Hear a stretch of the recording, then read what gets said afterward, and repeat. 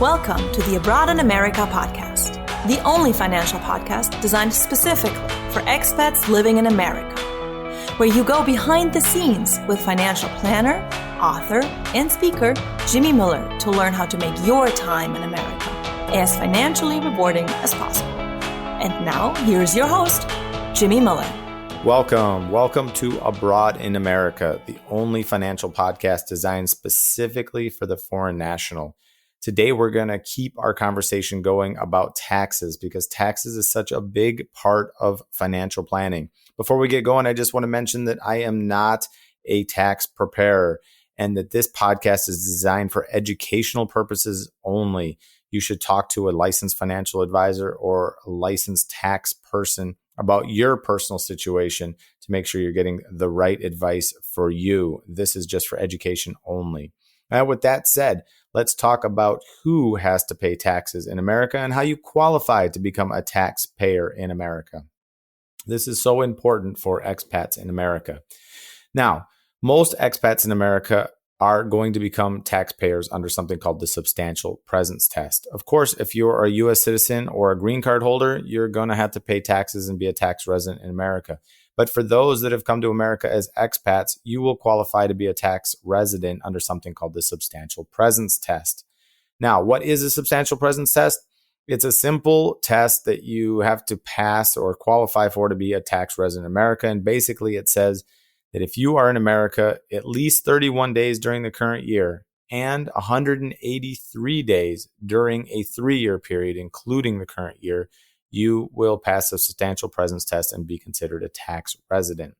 Now, that's all the days in the current year, and you only have to count 1/3 of the days last year and 1/6 of the days 2 years ago to reach the 183 days to pass a substantial presence test. But if you boil it all down, basically what it says is if you're in America more than half the year, you're going to be a tax resident in America. Now, for most of you listening to this podcast, you have a work contract, you're living and working in America, you're a tax resident under the substantial presence test and owe taxes in America and on your worldwide income, which we're going to talk about here in just a little bit. So that's the substantial presence test. A couple other things I want to mention. Your first year when you get to America, you don't owe taxes for the entire calendar year on your worldwide income. You only start owing taxes on your worldwide income in America from the time that you get to America. I also want to mention that in your last year, should you leave before the tax year is up, you don't have to pay taxes after you leave America for that portion of the year, as long as you don't intend to return. So those are some good news for people coming and going from America, that you only have to pay taxes on your worldwide income while you are here in America. You do have to pay taxes in America, though, as long as you've passed the substantial presence test on any U.S. sourced income, even after you have left.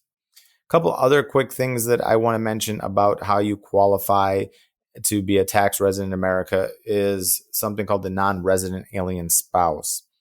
Now, it's rare, but every once in a while, somebody might be working and living in America and be a tax resident here, but have a spouse that hasn't joined them. Maybe they're back in the home country or working a contract in another country.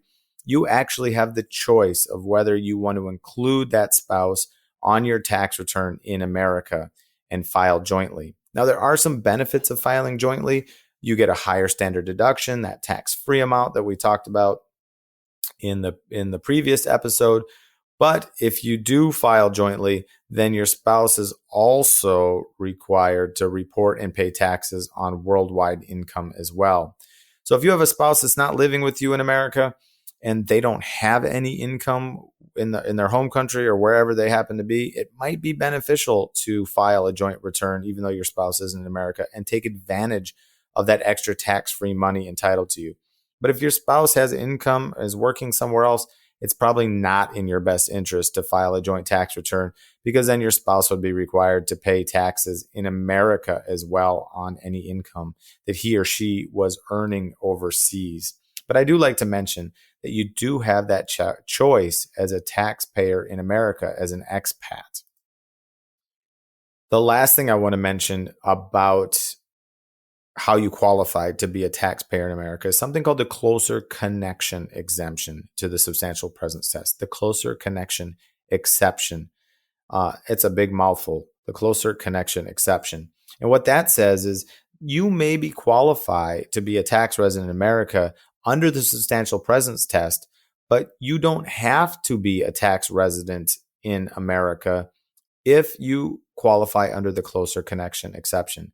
And basically what that says is as long as you were not present in America more than 183 days during the current year, and you had a close connection and could prove that you had a closer connection with your home country or another country, it doesn't have to be your home country, than you do in America, even though you might qualify under the substantial presence test based on the number of days that you were in America this year and the 2 previous years, when you can show a closer connection to another country, you don't have to be a tax resident in America, even though you were here quite a bit, substantial presence here in America.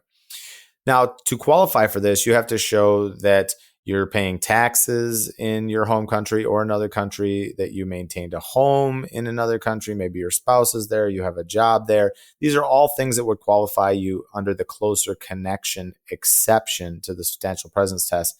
So if you were in America quite a bit, enough to qualify under the substantial presence test, you may be able to still get out of being treated as a resident alien for tax purposes, and then you would be treated as a non-resident alien. The big benefit of this to you is as a non-resident alien, you're only going to pay taxes on U.S. sourced income, not worldwide income. So even if you are qualifying under the closer connection exemption and you earn money in America because you're here quite a bit, you're still going to have to pay taxes in America on that income you earn in America, the U.S. sourced income, but it will exclude you from having to pay taxes on any income that you're earning outside of America. So that could be a big benefit to you. Now with that, I want to talk about what you have to pay taxes on. And you've heard me say it several times in this episode already, worldwide income. If you are a tax resident in America, U.S. citizen, green card holder, or you qualify under the substantial presence test, you need to report and pay taxes on any income regardless of where it's earned worldwide. So if you still have a business in your home country or another country, if you've rented out property or your home in your home country or another country, or are earning interest and income off investments in another country, you need to report that and pay taxes on it in America.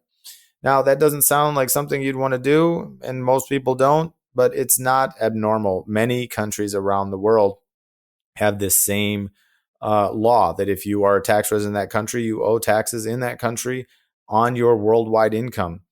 Many expats don't like that. They don't think that the income they're earning overseas has anything to do with their work, especially for a short period of time in America.